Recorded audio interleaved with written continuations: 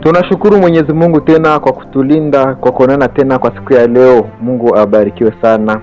Tunakuja tena kuwaletea habari mpya ambazo ziko mitandaoni, ambazo watu wengi wanazisikia kwa sasa, ambazo zinasema juu ya vita ambayo iko kati ya Pakistani na India. Leo tutawapeleka kwenye moja ya migogoro mikubwa barani Asia, vita kati ya India na Pakistan. Vita hii imechukua maisha ya watu wengi, kuleta uhasama wa muda mrefu na kugusa ulimwengu wote.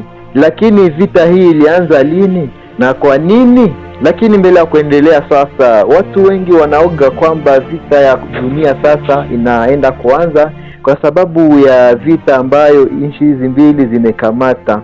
Watu wengi wamezidi kuogopa sana. Hawakuogopa kwa vita ambayo ilikuwa kati ya Israeli, hawakuogopa vita ya Irisi, lakini hii ya India na Pakistan imeletea watu wengi oga kabisa.